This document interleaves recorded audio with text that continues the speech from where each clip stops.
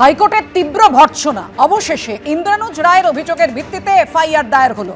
শিক্ষামন্ত্রীর গাড়ির ধাক্কায় আহত ছাত্র, অবশেষে 4 দিনের মাথায় এফআইআর নিল পুলিশ। কথা বলবো, আমাদের সঙ্গে রয়েছেন আমাদের প্রতিনিধি আবির দত্ত। আবির, কোন কোন ধারায় মামলা দায়ের হয়েছে এবং এফআইআর এ কাদের কাদের নাম রয়েছে, যে অভিযোগ করেছিল ইন্দ্রানুজ? দেখো, কলকাতা হাইকোর্টের নির্দেশে ইন্দ্রানুজ রায়, যিনি হাসপাতালে ভর্তি রয়েছেন, তিনি 2 তারিখে যে ইমেল করেছিলেন যাদবপুর থানাতে, সেই ইমেলের যে কন্টেন্ট রয়েছে বা সেই ইমেলে তিনি যা অভিযোগ তুলেছিলেন, সেই অভিযোগের ভিত্তিতেই কিন্তু এই এফআইআর। আর তুমি জানো, গতকালই কলকাতা হাইকোর্টের তরফ থেকে এফআইআর করার জন্য পুলিশকে জানানো হয়েছিল।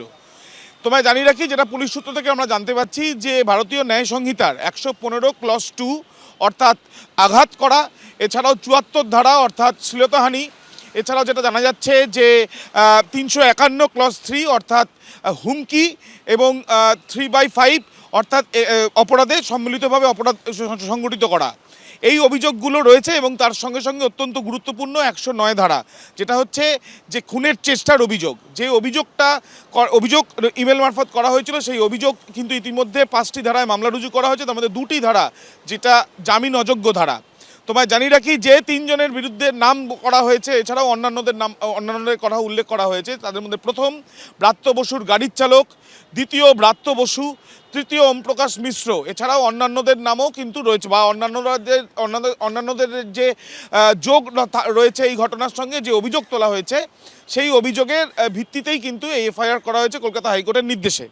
তোমায় জানিয়ে রাখি, যেটা পুলিশ সূত্র থেকে আমরা জানতে পাচ্ছি, যে ইতিমধ্যে বিএনএসএস এর 173 ক্লজ 3-তে তাদের সেই বিষয়টাও কিন্তু তারা খতিয়ে দেখেছেন। অর্থাৎ এই ধারা অনুযায়ী যে যদি কোনো ধারাতে 3 বছর থেকে 7 বছরের বেশি সাজা যদি থাকে, সেই ক্ষেত্রে কিন্তু তারা 14 দিন সময় থাকছে তদন্তকারী আধিকারিকের কাছে, যে তিনি অনুমতি নিয়ে ইনকোয়ারি করবেন। সেই ইনকোয়ারিও করা হয়েছে, এবং ইনকোয়ারি করতে গিয়ে যেটা জানা যাচ্ছে, যে ইতিমধ্যে ইন্দ্রানুজ রায় তার কাছে গিয়েও কিন্তু তার যে লেটারটা রয়েছে, যেটা তিনি ইমেল করেছিলেন, সেটা তাকে দেখানো হয়, এবং সেটা দেখানোর পর জিডি এন্ট্রি হয়।